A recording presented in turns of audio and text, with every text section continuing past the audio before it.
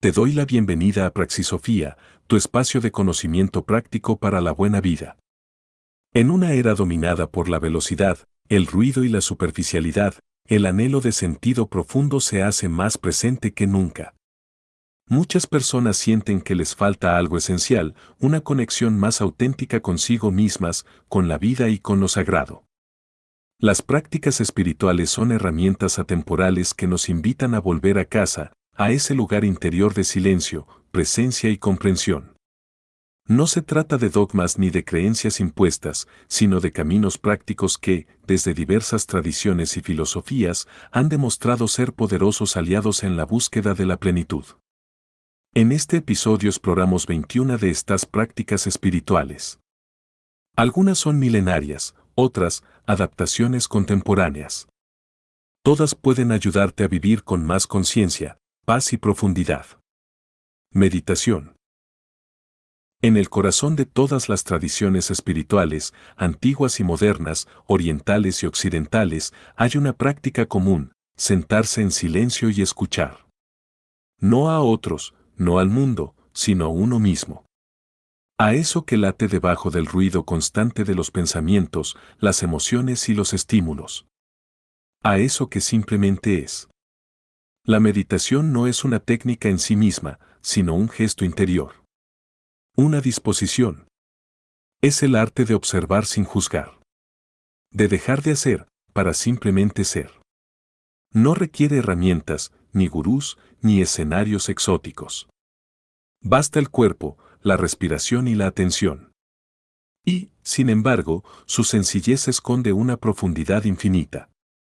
En un mundo que nos arrastra hacia el futuro, donde reina la prisa, la dispersión y el agotamiento mental, la meditación nos invita a volver al presente.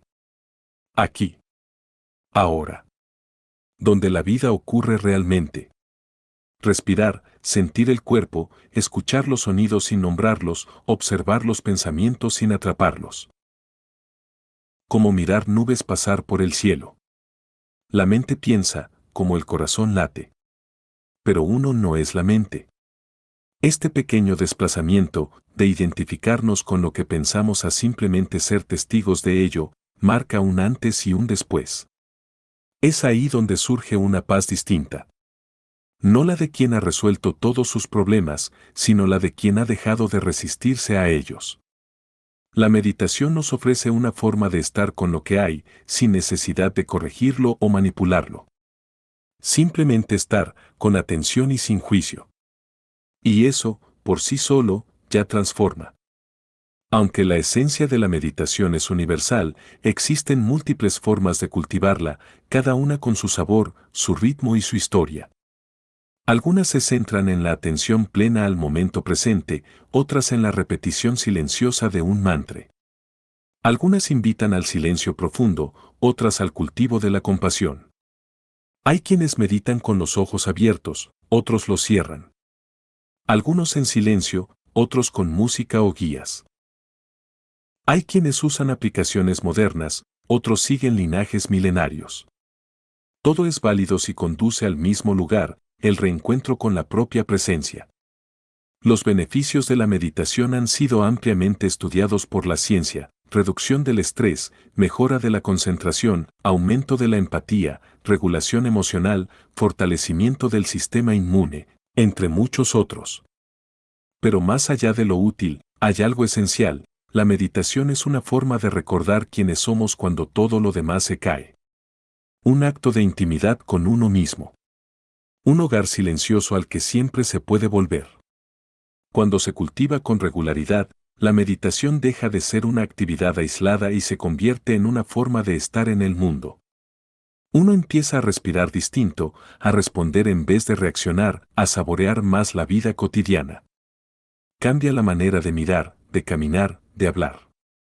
Como si todo se volviera un poco más claro, un poco más liviano, un poco más verdadero. Como decía Thich Nhat Hanh, bebe tú té lentamente y con reverencia, como si fuera el eje sobre el cual gira el mundo. No hace falta ser experto ni tener mucho tiempo. Bastan 5 minutos al día para empezar. Lo importante no es cuánto, sino cómo. con el tiempo, la práctica se vuelve menos esfuerzo y más refugio. Menos técnica y más forma de vida. Y entonces, sin buscarlo, la meditación empieza a acompañarnos también fuera del cojín, en el transporte, en la cocina, en una conversación difícil, en un paseo por el bosque. En cualquier lugar donde decidamos estar del todo presentes. Meditar no es escapar del mundo, sino regresar a él con ojos más limpios y corazón más abierto. No es una evasión del dolor, sino una forma de abrazarlo sin miedo. No es una manera de volverse alguien distinto, sino de recordar quién se es, debajo de todo. Sentarse, respirar y volver al instante. Una y otra vez. Hasta que un día, sin saber cómo, uno se da cuenta de que está en paz. Y esa paz ya no depende de nada más. Oración. Hay momentos en que las palabras no se buscan, simplemente brotan. A veces en forma de súplica, otras como agradecimiento, y otras tantas como un susurro apenas consciente dirigido a algo más grande que uno mismo. En esos momentos ocurre la oración, incluso si no la llamamos así. La oración no pertenece a ninguna religión en particular, aunque todas la incluyen. No exige fórmulas ni templos ni credos específicos. En su forma más pura, orar es abrir el corazón. Decir lo que duele, lo que anhelamos, lo que no entendemos. O simplemente estar en silencio y ofrecer nuestra presencia. La oración es un acto de desnudez interior, de honestidad sin filtros. No importa a quién se dirija, Dios, la vida, el misterio, el universo, el propio ser, porque lo que importa no es el nombre, sino la entrega. Orar no siempre es pedir. A veces es agradecer sin motivo, simplemente por existir. A veces es rendirse, cuando ya no queda nada por controlar. Y otras veces es hablar con alguien que ya no está, o con una parte de nosotros mismos que hemos olvidado. Es un diálogo que no busca respuestas inmediatas, sino conexión. La oración no cambia necesariamente lo que sucede fuera, pero transforma profundamente lo que ocurre dentro. Para muchos, orar es volver a recordar que no están solos. Que hay algo, llámese presencia, energía, sentido o amor, que los escucha. Que en medio del caos, del dolor, de la incertidumbre, hay una cuerda invisible que los sostiene. Esa certeza no se razona, se siente. Y puede ser más reparadora que cualquier explicación. En la práctica cotidiana, la oración puede adoptar múltiples formas, unas palabras al despertar o antes de dormir, un pensamiento dedicado a alguien que lo necesita, una frase que repetimos en voz baja, una vela encendida con intención, una pausa en medio del día para respirar y ofrecerlo todo. No necesita espectáculo. Basta con la verdad. Orar es, en definitiva, un gesto profundamente humano. Tan antiguo como el primer temor, tan íntimo como el primer amor. Es el recordatorio de que, incluso en la más absoluta soledad, hay algo dentro de nosotros que sigue tendiendo puentes hacia lo sagrado. Porque hay cosas que no se pueden cargar solos. Y hay momentos en los que, al hablar desde lo más hondo, sentimos que alguien, o algo, nos responde. Aunque sea en silencio. Contemplación. Hay una forma de mirar que no busca comprender, clasificar ni poseer. Una forma de estar frente a algo, una montaña, una pintura, una idea, un rostro amado, sin intención de analizarlo, sino simplemente de dejarse afectar por su presencia. A eso se le llama contemplar. Y es una de las prácticas más olvidadas en un mundo que todo lo consume rápido. Contemplar es demorarse. Es resistirse a la urgencia de entender o de opinar. Es quedarse en silencio ante el misterio sin necesidad de resolverlo. En la contemplación no buscamos respuestas, sino profundidad. Nos acercamos a algo no con la mente afilada, sino con la conciencia abierta. Y entonces sucede lo inesperado, eso que observamos comienza a hablarnos. No con palabras, sino con una verdad sutil que se revela solo a quien sabe esperar. Un árbol, por ejemplo, puede ser un objeto en una fotografía, O puede ser un ser viviente con décadas de historia si nos permitimos estar con él sin prisas. Una obra de arte puede ser un producto cultural más, o puede transformarse en una experiencia viva si dejamos que nos atraviese sin forzar su significado. Incluso una idea, una frase, un símbolo pueden expandirse dentro de nosotros si no intentamos diseccionarlos de inmediato. La contemplación es una práctica de presencia y humildad. Es permitir que el mundo sea más grande que nuestros conceptos. Es aceptar que hay belleza y verdad en lo que no podemos nombrar del todo. Y ese reconocimiento, ese mirar con el alma en vez de con los ojos, nos transforma de manera invisible, pero profunda. En la contemplación, no se trata de alejarse del pensamiento, sino de ponerlo en pausa. De dejar que surjan otros modos de percepción más finos, más sutiles. Una escucha interior que no responde con lógica, sino con resonancia. Como si algo dentro de nosotros recordara que también somos parte del misterio que miramos. Practicarla no requiere lugares especiales. Basta con detenerse y estar. Mirar el cielo sin más. Observar cómo una sombra se desplaza por la pared.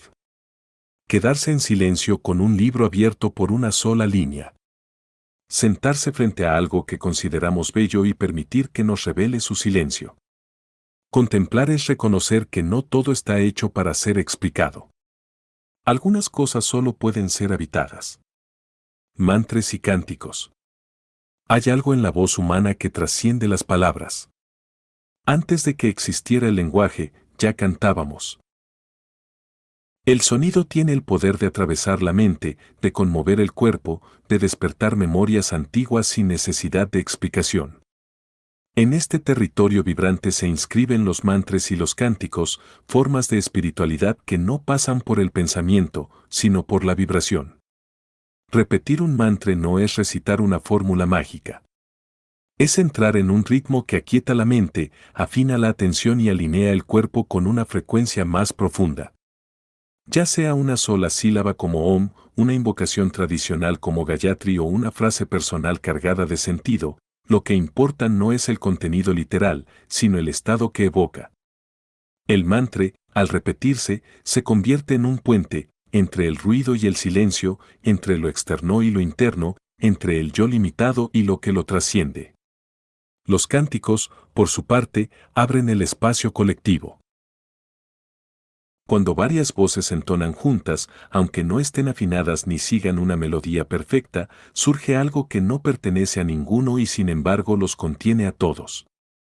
Cantar en grupo expande el pecho, desbloquea emociones retenidas y a menudo abre una puerta que la mente por sí sola no puede forzar, la del corazón. No se trata de hacerlo bien, ni de tener una voz especial. Se trata de dejarse cantar. De permitir que la vibración penetre, que el sonido se convierta en oración. A veces ocurre en ceremonias, en encuentros sagrados, en templos, otras, simplemente en casa, repitiendo una frase mientras se camina o se prepara el día. No hay un único modo de hacerlo. Hay quien lo susurra, quien lo entona con fuerza, quien lo canta con lágrimas. Cada uno encuentra su modo. Lo esencial es la intención, la entrega, la presencia. Porque al repetir un sonido con conciencia, no solo estamos pronunciando algo, también estamos siendo pronunciados por él. Algo vibra dentro, se reordena, se afloja. Y aunque no sepamos explicar qué ha pasado, salimos distintos. Quizá por eso los mantras no buscan ser comprendidos, sino habitados. No se memorizan como información, se absorben como medicina. Y los cánticos no se cantan para exhibirse, sino para recordar algo que el lenguaje común no puede decir. Son formas de espiritualidad que no piden explicaciones, solo la disponibilidad a resonar. Ayuno. No siempre necesitamos más. A veces, lo que nos transforma no es lo que añadimos, sino lo que soltamos. En una época marcada por la abundancia de estímulos, opciones y consumo, privarse de algo, aunque sea por un tiempo breve, se ha vuelto un acto contracultural. Y profundamente espiritual. El ayuno es, en esencia, una renuncia voluntaria. No como castigo, ni por obligación, sino como práctica consciente de pausa. Puede tomar muchas formas: dejar de comer por unas horas o días, apagar pantallas, silenciar el ruido digital, abstenerse de ciertos hábitos o placeres cotidianos. Pero su objetivo no es la privación en sí misma, sino el espacio que se crea cuando algo se interrumpe. Al ayunar, el cuerpo se reajusta. Las sensaciones se vuelven más nítidas, los impulsos se revelan con mayor claridad. Aparece el hambre, sí, pero también aparece la relación que tenemos con él. ¿Comemos por necesidad o por ansiedad? ¿Nos distraemos para evitar el vacío? ¿Cuánto de lo que creemos necesitar es solo hábito o refugio? Más allá de la fisiología, el ayuno es un espejo. Nos enfrenta con lo que duele, con lo que evitamos, con lo que hemos atado a nuestra identidad. Por eso no es simplemente una técnica de salud o una moda detox. Es un ejercicio de voluntad, humildad y claridad. Nos recuerda que no somos esclavos del deseo, que podemos habitar el umbral entre el impulso y la acción. Y en ese pequeño espacio de libertad, algo se ordena. Los antiguos lo sabían. Desde los retiros en el desierto hasta las prácticas monásticas o los rituales de purificación, el ayuno ha sido parte del camino hacia lo sagrado. No porque el sufrimiento tenga valor por sí mismo, sino porque al soltar lo superfluo, lo esencial emerge con más nitidez. Ayunar no es una huida del mundo, sino una manera de escucharlo mejor. Nos afina. Nos aquieta. Y muchas veces, en medio del aparente vacío, descubrimos que hay una fuente de energía que no viene del alimento, ni de la distracción, ni del placer inmediato. Una fuente más sutil, más íntima, más viva. Y entonces, cuando volvemos a comer, a mirar el teléfono, a hablar o a tocar, lo hacemos de otro modo. Con más conciencia. Con más gratitud. Como quien ha redescubierto el sabor de lo simple. Peregrinaciones. Hay viajes que no son solo desplazamientos geográficos, sino movimientos del alma. La peregrinación es uno de ellos. No es lo mismo viajar que peregrinar. En el viaje común, uno busca ver cosas nuevas. En la peregrinación, uno se ofrece a ser transformado. Peregrinar es andar con intención. Hacia un lugar que simboliza algo más grande que uno mismo. Un santuario, una tumba, una montaña sagrada, una ermita, un árbol ancestral, pero en el fondo, no importa tanto el destino como la disposición con la que se camina. Lo esencial es la actitud, cada paso es una ofrenda, una pregunta, una escucha. El cuerpo avanza, pero es el alma la que se mueve. No siempre se necesita recorrer cientos de kilómetros. A veces basta con una caminata en silencio, con dejar atrás lo conocido por unas horas, con cargar una pregunta y llevarla hasta el horizonte. Lo que hace sagrada a la peregrinación no es la distancia, sino el sentido. Hay algo profundamente humano en el hecho de andar. El cuerpo entra en ritmo, los pensamientos se aquietan, el corazón se vuelve receptivo. La tierra bajo los pies recuerda lo que somos, caminantes, no conquistadores. La lentitud impuesta por el propio paso devuelve una perspectiva más real del tiempo y del esfuerzo. En esa fragilidad, el cansancio, el sol, la sed, la incomodidad, muchas veces aparece lo que la comodidad esconde: la gratitud, la fe, la entrega. Peregrinar también implica dejar cosas atrás.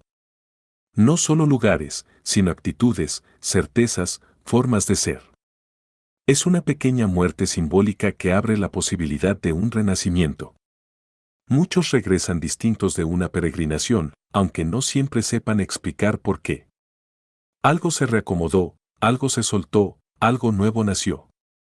Y a veces, cuando se llega al lugar deseado, no ocurre nada espectacular. Ninguna visión, ninguna respuesta, ningún milagro. Solo silencio. Pero en ese silencio hay una profundidad que lo cambia todo. Porque uno ha caminado tanto, ha esperado tanto, ha confiado tanto, que incluso la ausencia se vuelve presencia. La peregrinación, entonces, no termina cuando se alcanza el destino.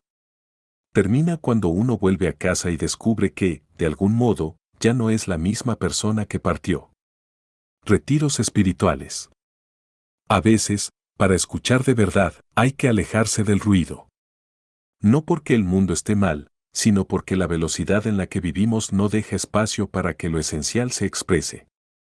Un retiro espiritual es, en ese sentido, una pausa radical. Un paréntesis en el que el alma puede respirar sin prisa. Sin expectativas. Sin interferencias. Retirarse no es escapar. Es, más bien, crear un espacio distinto, donde la mente se ralentiza y la atención se afina. Puede hacerse en soledad o en compañía, en la naturaleza o en un entorno urbano, con guía o en silencio absoluto. No hay una única forma. Lo que define a un retiro no es el formato, sino la intención, detenerse, recogerse, mirar hacia adentro. En el retiro, el tiempo se estira. Las horas parecen más largas porque ya no están llenas de cosas que hacer. Los gestos más simples, comer, caminar, escribir, respirar, se vuelven ceremonias. La atención se posa donde normalmente pasaría de largo. Y en esa simplicidad empiezan a surgir preguntas que estaban ocultas. O respuestas que llevaban tiempo esperando ser oídas. Lo que antes parecía urgente se relativiza. Lo que dolía se clarifica. Lo que parecía importante quizá ya no lo es. En el vacío que se crea al desconectar del mundo exterior, aparecen los ecos de un mundo más íntimo. Más honesto. Más real. No es casual que todas las tradiciones contemplativas hayan valorado el retiro. Desde los eremitas del desierto hasta los monjes zen, desde los místicos cristianos hasta los yogis en las montañas, retirarse ha sido una vía de acceso a lo profundo. No para volverse especial, sino para recordar lo que ya somos cuando no estamos reaccionando a todo lo que nos rodea. Un retiro puede durar un día o un mes. Puede incluir meditación, silencio, escritura, caminatas, oración, ayuno. Pero sobre todo, debe incluir presencia. Porque más allá del formato, lo que realmente importa es la disposición a estar con lo que surja. A no huir. A escuchar. Y cuando se regresa, algo ha cambiado. No siempre de forma dramática.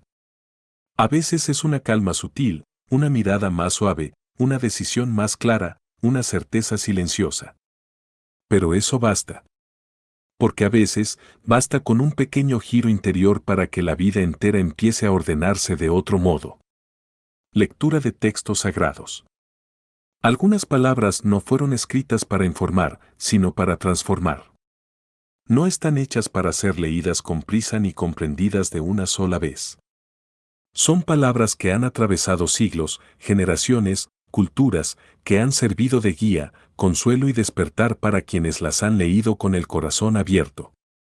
La lectura de textos sagrados, ya sean religiosos, filosóficos o espirituales, no es solo un ejercicio intelectual. Es una forma de escucha. Leer con reverencia es muy distinto a consumir contenido. No se trata de acumular ideas ni de buscar argumentos. Se trata de permitir que ciertas frases, imágenes o silencios resuenen por dentro.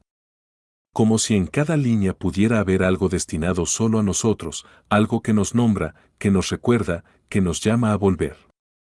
No es necesario que el texto pertenezca a nuestra tradición o creencia.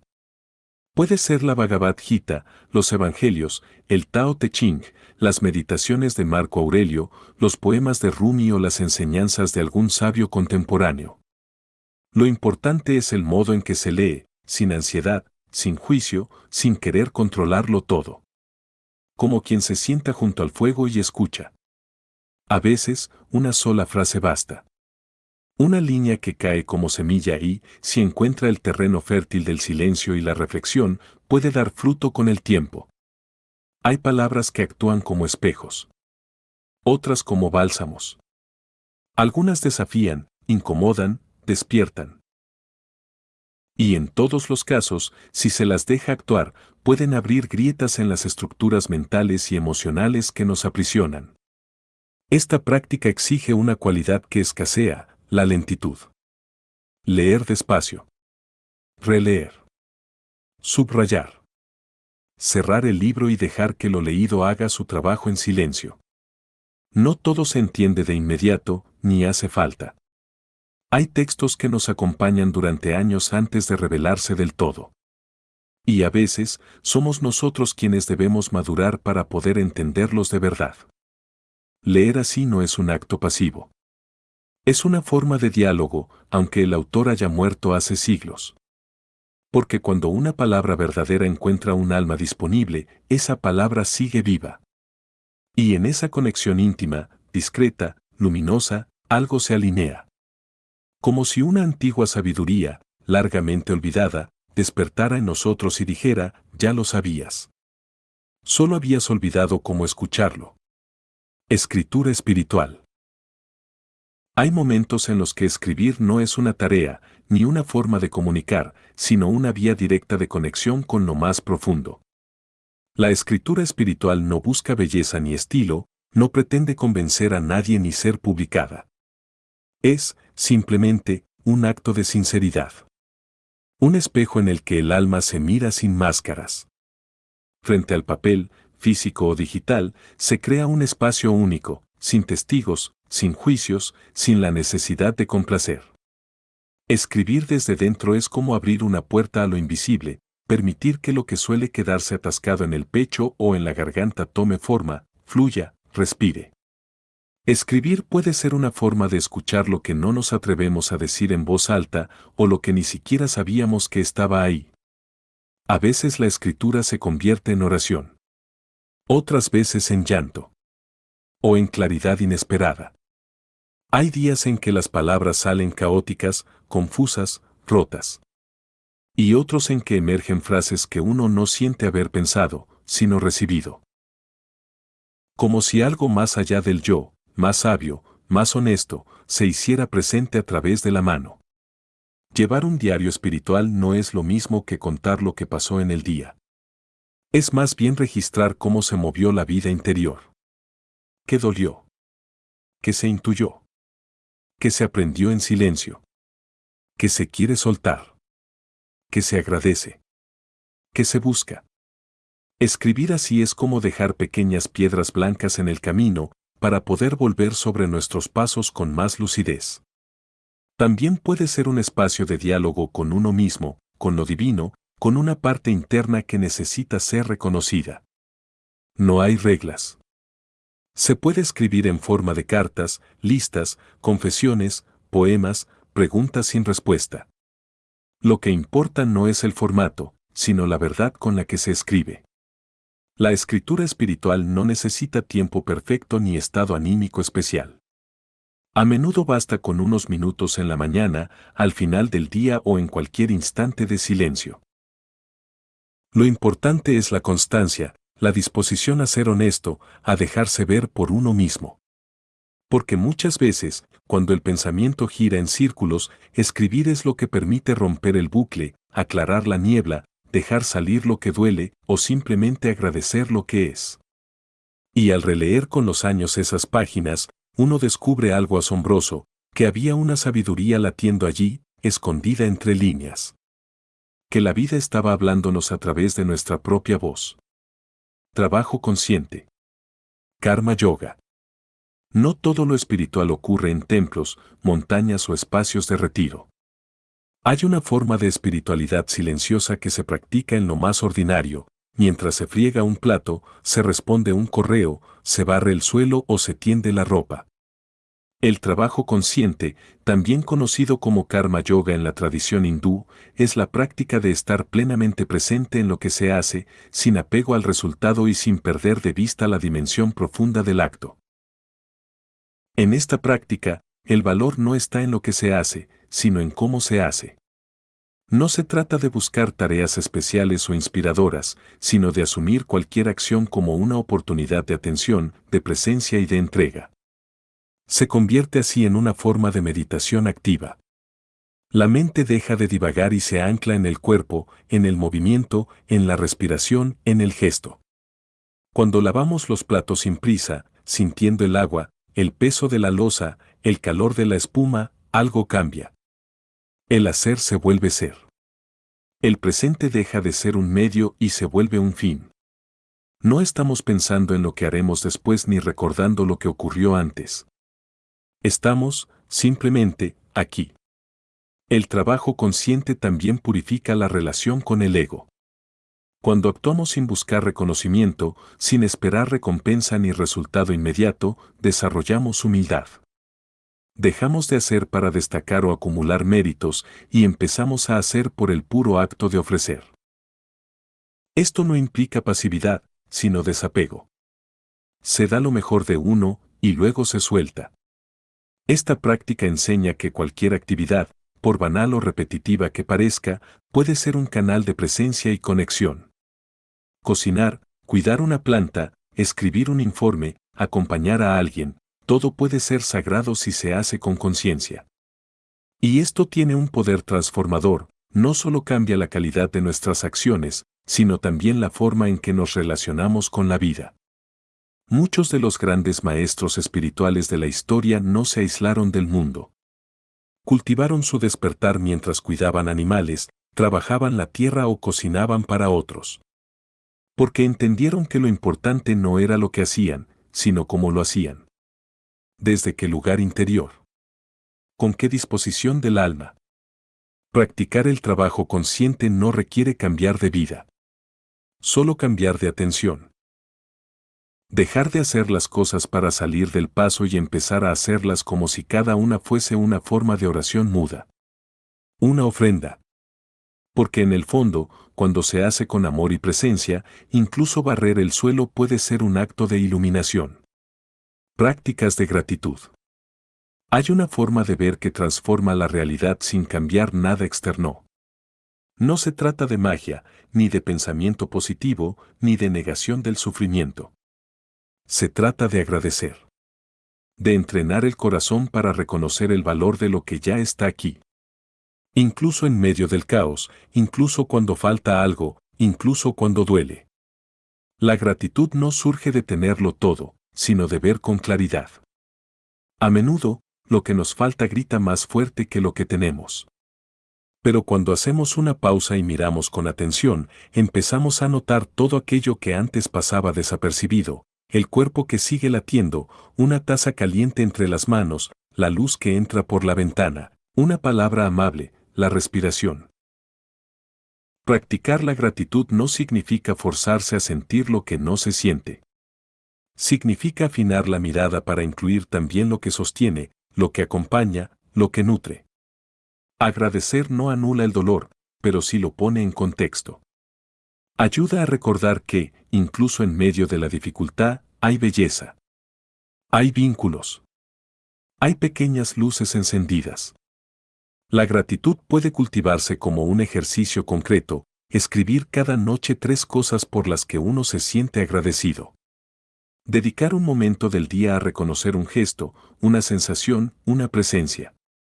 O simplemente decir gracias, en voz alta o por dentro, cada vez que algo nos toca de verdad. Lo más sorprendente es que cuanto más se practica, más se afina la sensibilidad.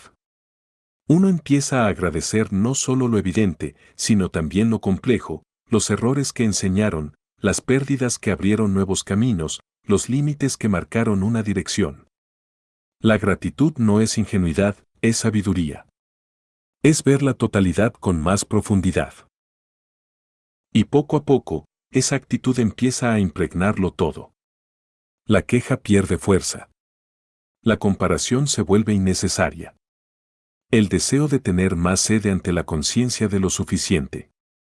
Agradecer no cambia las circunstancias, pero cambia la forma de habitarlas. Y eso, en muchos casos, es lo que más falta nos hace. Cuando uno agradece, se alinea. El cuerpo se relaja, la mente se aquieta, el corazón se expande. Como si algo en lo profundo dijera, esto basta. Esto está bien. Estoy aquí, y es suficiente. Y a veces, solo eso basta para empezar a vivir de otro modo. Baile y movimiento sagrado. Antes de que existieran los libros sagrados o los templos, ya había cuerpos danzando. El ser humano ha usado el movimiento para expresar lo inefable desde tiempos remotos, para invocar la lluvia, para celebrar la vida, para despedir a los muertos, para entrar en trance o simplemente para sentir que está vivo. El baile no siempre fue espectáculo. Durante siglos, y aún hoy en muchas tradiciones, fue y sigue siendo una vía directa hacia lo espiritual. El cuerpo sabe cosas que la mente olvida. Y a veces, cuando la palabra no alcanza, es el movimiento el que puede abrir el corazón. Bailar no es solo mover el cuerpo, es permitir que algo más profundo nos mueva. Es dejar que la música o el silencio atraviesen la piel, los músculos, las emociones retenidas. Es rendirse a un ritmo que no siempre se elige, pero que guía desde dentro.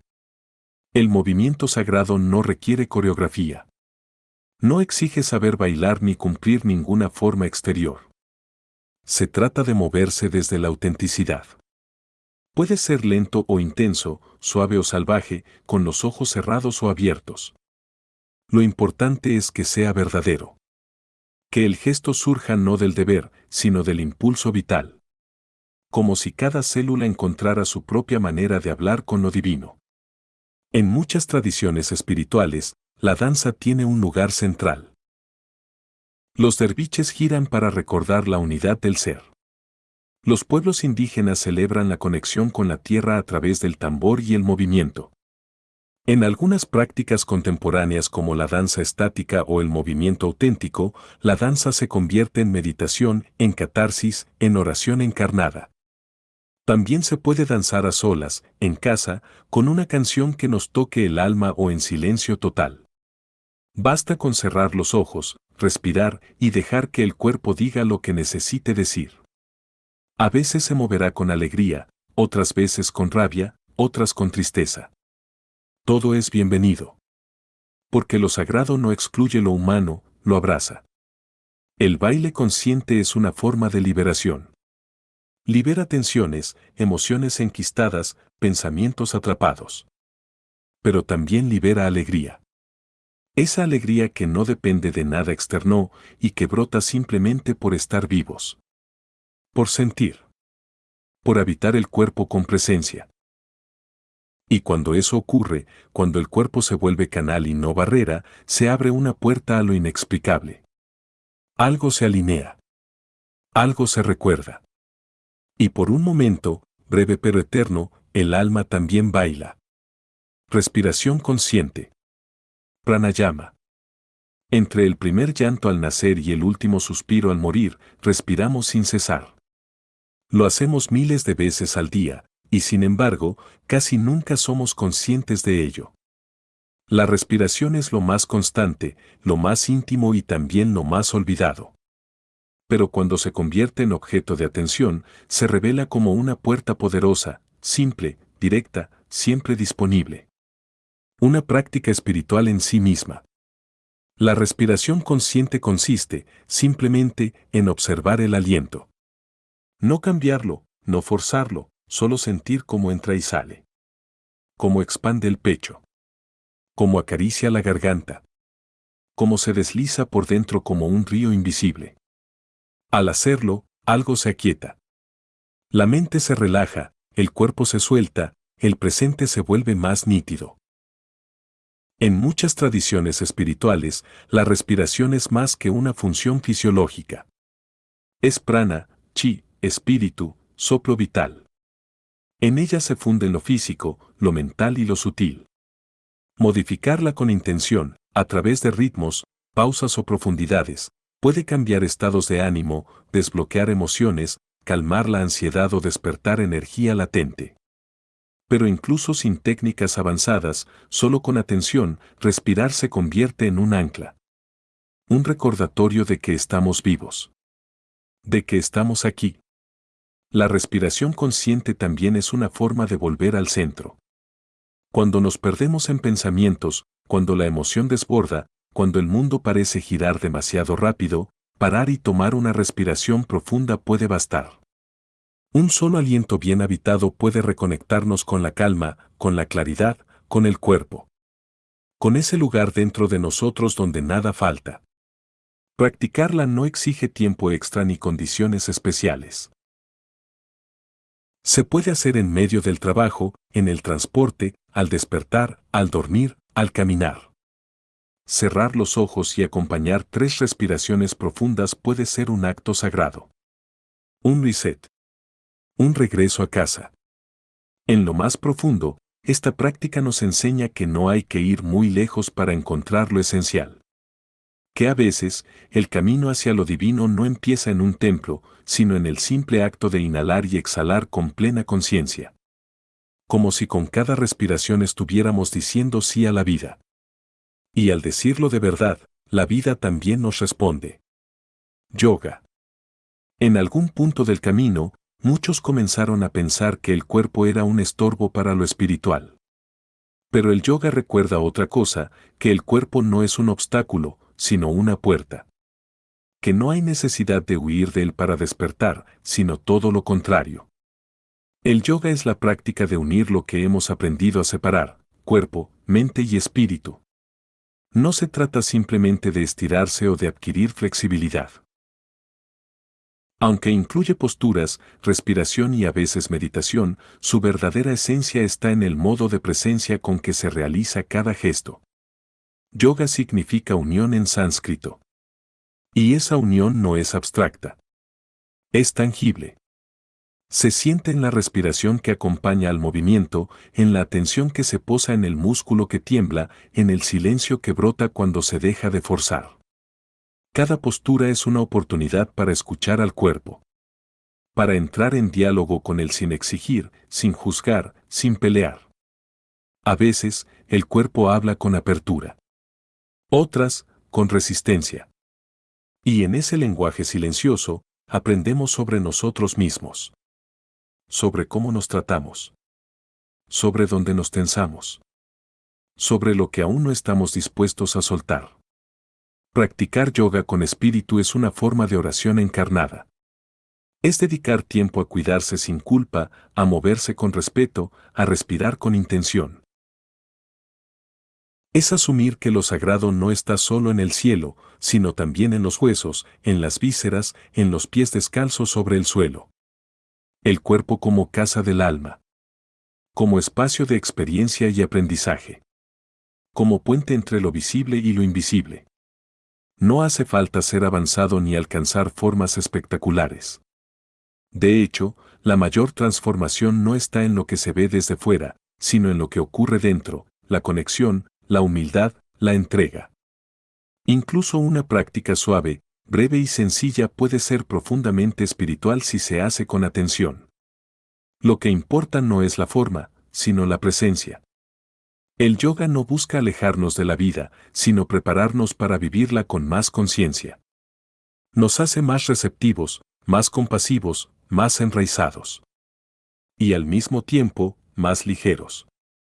Porque al conectar con el cuerpo de manera amorosa, algo se alinea también en el alma. Al final, practicar yoga es un gesto de reconciliación. Con uno mismo, con la vida, con lo que es. Y ese gesto, repetido día a día, se convierte en camino. Chamanismo y rituales de sanación. Hay prácticas que no nacen en libros ni en templos, sino en el corazón de la tierra, en el canto del fuego, en el susurro del viento entre los árboles. El chamanismo es una de ellas. Más que una doctrina o una creencia, es una forma ancestral de relacionarse con la vida, una espiritualidad tejida con la naturaleza, con los elementos, con los ciclos, con los mundos visibles e invisibles. Los rituales chamánicos no se rigen por teorías, sino por experiencia directa. El chamán, en sus distintas formas a lo largo de culturas, no es un sacerdote ni un líder religioso, sino un mediador, alguien que ha aprendido a escuchar los lenguajes que el mundo moderno ha olvidado. Alguien que entra en contacto con otros planos de conciencia no para huir, sino para traer de allí mensajes, visiones o sanación. A través de tambores, cantos, humo, símbolos, plantas sagradas o estados de trance, los rituales abren un espacio fuera del tiempo ordinario. Allí no rige la lógica lineal, sino el símbolo, la imagen, la sensación. Es el mundo del mito, del alma, del espíritu animal, del ancestro que guía.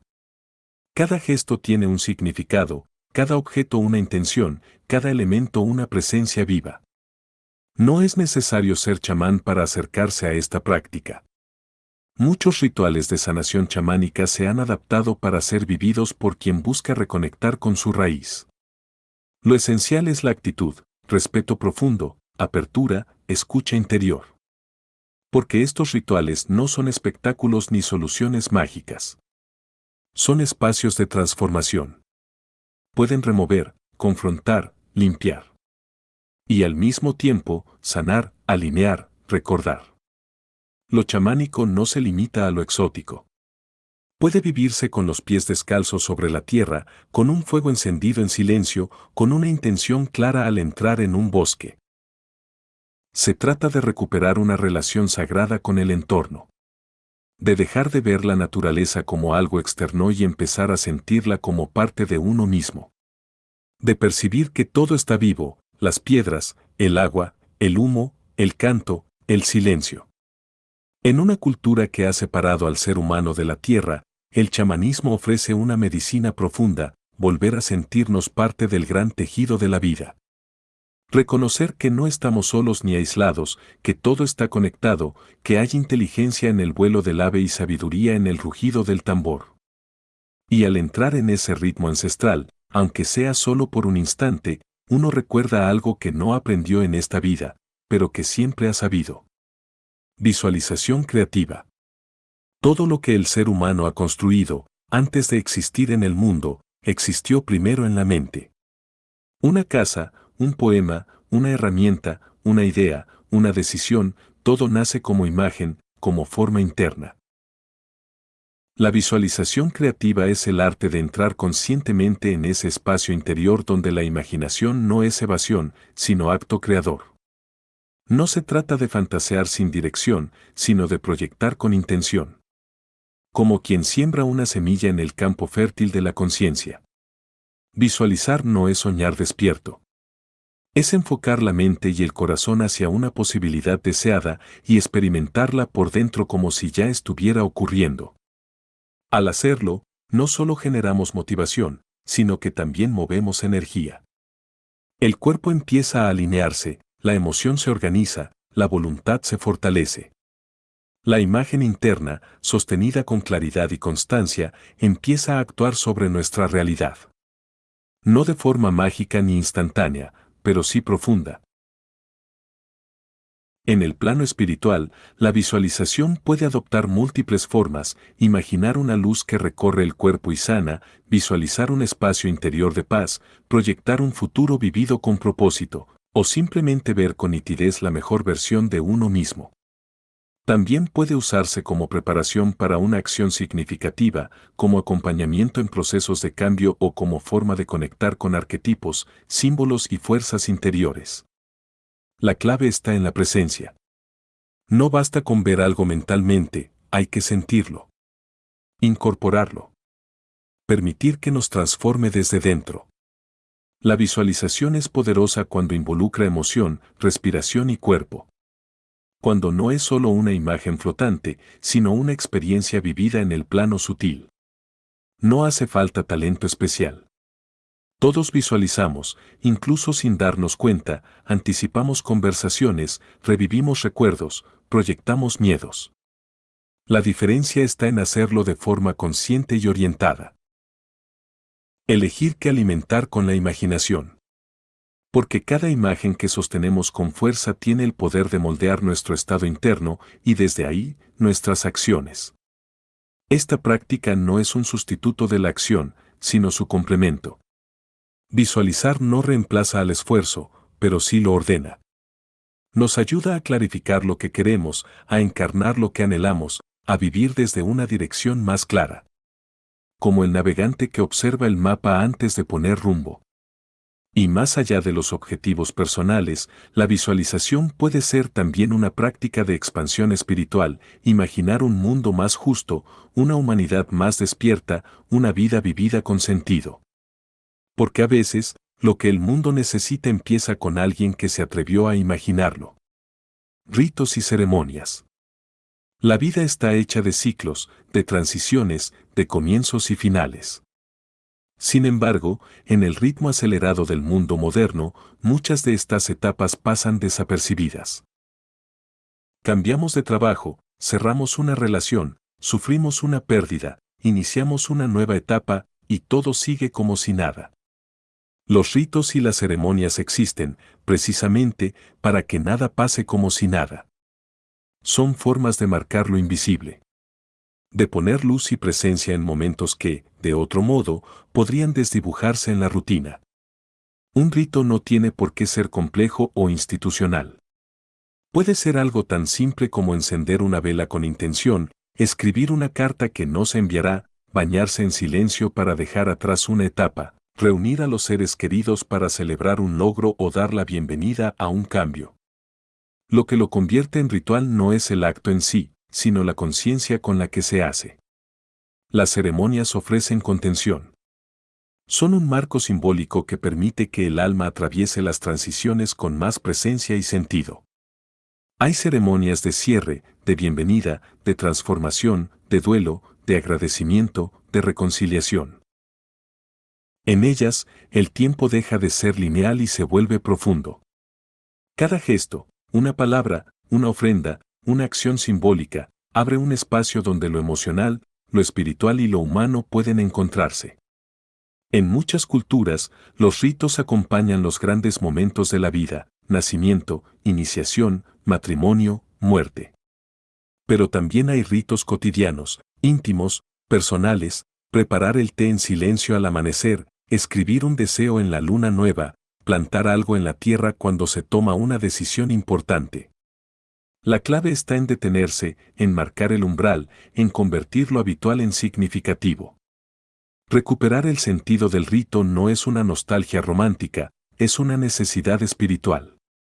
En un mundo donde todo es inmediato y descartable, los ritos nos ayudan a recordar que algunas cosas merecen ser detenidas, honradas, ritualizadas. Porque no todo puede resolverse con lógica. Hay momentos que necesitan símbolos, pausas, silencios. Celebrar una ceremonia no requiere permiso ni tradición. Requiere intención, respeto, verdad. Reunir a un grupo para compartir una intención puede ser tan sagrado como cualquier liturgia. Estar a solas frente al fuego, hablando con los propios muertos, puede ser un acto de profundo significado. En los ritos, la vida se vuelve consciente de sí misma. Y algo dentro de nosotros se alinea con ese pulso mayor.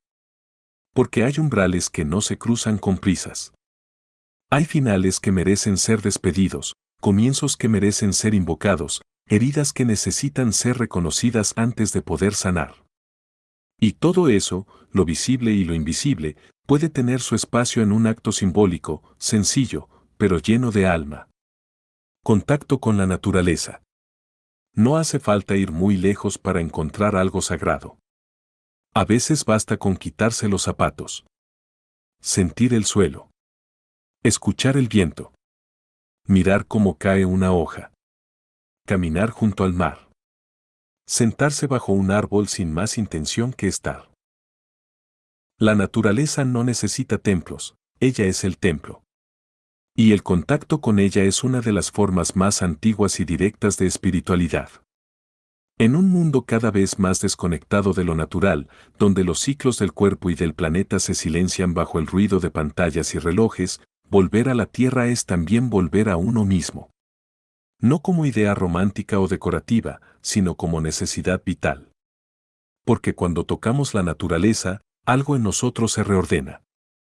El cuerpo respira diferente, la mente se aquieta, la mirada se limpia.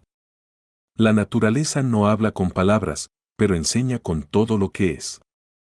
Enseña paciencia en los árboles que crecen lento. Enseña desapego en las estaciones que cambian sin resistirse. Enseña entrega en la lluvia, en el río, en el ciclo de la vida y la muerte. Quien aprende a mirar, descubre que cada elemento lleva una sabiduría que no se aprende en libros. El contacto espiritual con la naturaleza no exige rituales complejos. Puede ser tan simple como caminar en silencio por un bosque, tenderse al sol con los ojos cerrados, agradecer a una piedra, contemplar el cielo nocturno, mojar los pies en el agua.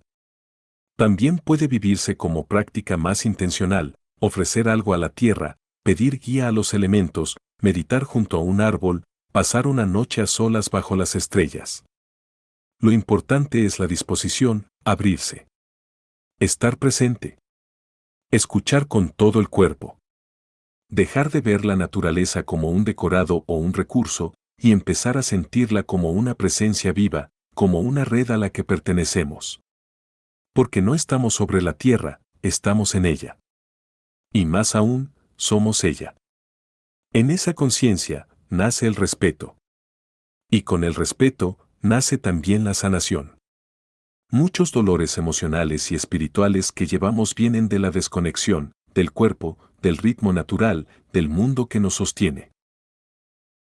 Al regresar a la naturaleza, no solo recuperamos un vínculo exterior, sino también una parte olvidada de nuestra identidad.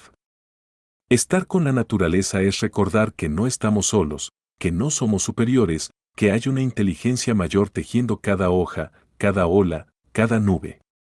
Y al estar ahí, en silencio, sin pedir nada, sin intervenir, simplemente compartiendo el mismo instante con una piedra o un árbol, uno siente que ya no hace falta entender nada más.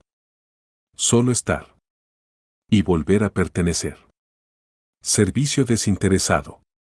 En un mundo donde casi todo se mide en términos de ganancia, recompensa o reconocimiento, ofrecer algo sin esperar nada a cambio se vuelve un acto profundamente transformador. El servicio desinteresado, conocido como seva en las tradiciones de la India, es mucho más que ayudar.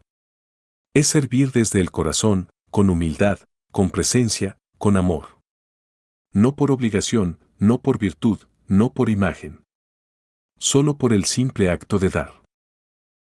Este tipo de servicio no necesita escenario ni aplausos. Puede ser algo tan visible como colaborar en una causa o atender a quien lo necesita, o tan invisible como escuchar con atención, acompañar en silencio, cuidar lo que nadie ve. Seva es una forma de espiritualidad encarnada, que convierte el gesto cotidiano en expresión del alma. Cuando se sirve desde esta actitud, uno no se sitúa por encima del otro, sino al mismo nivel. No se da desde la carencia ajena, sino desde la unidad. Es una forma de reconocer al otro como parte de uno mismo, de recordar que todo lo que ofrecemos, como tiempo, energía, cuidado o compasión, también nos transforma a nosotros. El verdadero servicio espiritual no es heroico ni paternalista. Es silencioso, paciente, disponible. No necesita agradecimientos porque ya encuentra su sentido en el acto mismo. En el gesto que se ofrece con honestidad. En el amor que se expresa sin necesidad de ser devuelto. Y, paradójicamente, cuanto más damos sin esperar, más recibimos. No de forma inmediata ni necesariamente material, pero sí en profundidad, una sensación de plenitud, de conexión, de propósito. Servir con conciencia nos saca del encierro del ego, de la obsesión con uno mismo, y nos devuelve a la vida como red, como comunidad, como vínculo. El servicio desinteresado puede ser una práctica diaria, no solo un gran acto ocasional. Puede vivirse en casa, en el trabajo, en el barrio. Cuidar, compartir, sostener, consolar, ordenar, acompañar, cualquier acción, si nace del corazón y no del interés, puede convertirse en seva. Y cuando se practica con constancia, ocurre algo muy simple y muy profundo, uno empieza a vivir menos para sí mismo, pero con mucho más sentido. Porque descubre que en el dar hay una alegría que no se puede comprar ni fabricar. Una alegría que viene de saberse útil, conectado, abierto. Una alegría que, sin ruido ni espectáculo, se parece mucho a la paz. Cuidado de un altar o espacio sagrado. Así como el cuerpo necesita un lugar donde habitar, lo sagrado también necesita espacio. Un rincón donde pueda ser convocado, recordado, honrado. Cuidar un altar o crear un espacio sagrado en el hogar no es superstición ni decoración espiritual, es un acto consciente de abrirle la puerta a lo intangible. Una forma de decir, con gestos concretos, que lo invisible también tiene lugar en nuestra vida. Un altar no tiene por qué seguir reglas ni parecerse a los de ninguna tradición específica. Puede ser una repisa, una mesa pequeña, un rincón silencioso donde reunimos objetos que nos conectan con lo esencial, una vela, una piedra, una flor, una imagen, una fotografía, una figura simbólica, una palabra escrita. Lo importante no es qué colocamos, sino con qué intención lo hacemos. Cuidar ese espacio es una práctica en sí misma. Encender una vela cada mañana, ordenar los objetos con cariño, cambiar una flor marchita, sentarse unos minutos frente a él en silencio, son pequeños gestos que generan presencia, pausa, reverencia. Gestos que nos recuerdan, en medio del día a día, que hay algo más profundo que lo inmediato. Que estamos hechos no solo de tareas y metas, sino también de alma. El altar también actúa como espejo. Lo que colocamos allí suele representar lo que buscamos, lo que honramos, lo que queremos cultivar. Puede ser un espacio para la oración, para la contemplación, para la escucha interior. Puede ser un refugio en momentos de tormenta o un lugar de gratitud en los días de luz. A veces, basta con mirarlo para recordar lo que habíamos olvidado. No se trata de idealizar el objeto o fetichizar lo simbólico. Se trata de establecer un puente entre el mundo exterior y el mundo interior. De crear una geografía espiritual dentro del hogar. Así como necesitamos una cama para descansar el cuerpo, necesitamos también un lugar donde el alma pueda descansar, expresarse, recogerse. Y aunque este espacio esté hecho de materia, como madera, tela, fuego, aroma, su función es abrirnos a lo inmaterial. A lo que no se ve, pero se siente. A lo que no se puede nombrar del todo, pero da sentido a todo. Un altar es un recordatorio vivo. No de lo que debemos hacer, sino de lo que somos cuando estamos presentes. Arte espiritual. No todo arte es espiritual, pero todo arte puede serlo. Cuando el impulso creativo nace del alma y no del deseo de brillar o impresionar, se convierte en un canal profundo de conexión. El arte espiritual no busca gustar ni explicar, busca expresar lo que no tiene forma, traducir lo inefable, encarnar lo invisible. Es una vía directa hacia el centro de uno mismo y, desde ahí, hacia lo trascendente. Pintar, escribir, cantar, esculpir, improvisar, construir, cualquier forma de creación puede volverse un acto sagrado si se realiza con presencia y con verdad. No importa la técnica ni el resultado. Lo que importa es la intención con la que se crea, la autenticidad de lo que se ofrece. Hay obras técnicamente perfectas que no dicen nada, y hay trazos torpes, frases sencillas, melodías improvisadas que contienen una fuerza transformadora porque nacen de un lugar limpio y honesto. El arte espiritual no siempre es luminoso. A veces expresa sombra, duda, ruptura. Pero lo hace con el propósito de comprender, de sanar, de integrar. Es un lenguaje que permite decir lo que no sabíamos que estaba en nosotros, o que no sabíamos cómo nombrar. Y al hacerlo, libera. Ilumina. Transforma. Crear de este modo puede ser profundamente terapéutico. No como sustituto de otros procesos, sino como complemento esencial. Cuando dejamos que las manos hablen, que la voz cante, que el cuerpo cree sin censura, emerge una sabiduría que no pasa por la mente. Algo más antiguo y más íntimo que el pensamiento. Esta práctica no requiere ser artista, ni tener talento reconocido, ni haber estudiado técnicas. Requiere disponibilidad. Curiosidad. Escucha interior. Requiere crear como quien ora, como quien contempla, como quien necesita decir algo que el lenguaje común no alcanza. No es tanto una búsqueda de belleza externa, sino de verdad interna. Y muchas veces, cuando se crea desde ese lugar, lo que surge no solo sana a quien lo hace, sino que toca también a quien lo recibe. Porque hay una belleza que no necesita explicación, se reconoce de alma a alma. Como si, al mirar una obra sincera, una música desnuda, una palabra escrita desde dentro, algo dentro de nosotros dijera, sí. Yo también he sentido eso. Yo también vengo de ese lugar. El arte espiritual es una forma de diálogo con lo sagrado y también de servicio. No busca brillar, sino transmitir. No busca control, sino entrega. Y en ese gesto de crear sin esperar nada, uno se vacía y, al mismo tiempo, se llena. Porque en el acto de crear desde el alma, algo se alinea. Y por un instante, somos exactamente lo que vinimos a ser. Estas prácticas no son recetas ni deberes, sino invitaciones. No hay que hacerlas todas, ni convertirlas en un nuevo motivo de exigencia o culpa. Basta con elegir una, tal vez dos, aquellas que susurren algo cuando las leas. Y permitir que, poco a poco, con suavidad, te abran una puerta hacia adentro. Una rendija por donde entre luz. Un sendero íntimo hacia lo esencial. La espiritualidad no es un lugar al que se llega, ni un estado reservado a unos pocos. No es algo que se tenga o no se tenga. Es algo que se cultiva, que se riega con tiempo, con intención, con silencio, con verdad. Es la práctica, a veces torpe y otras veces luminosa, de recordar quién eres cuando dejas de correr detrás de lo que no importa. Es el arte de volver al corazón. Y desde ahí, aprender a mirar el mundo de nuevo.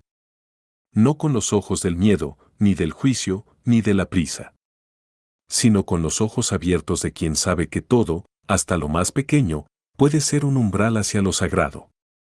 Y así, sin dogmas ni adornos, sin necesidad de cambiar de vida ni de nombre, un día descubres que ya estás en el camino.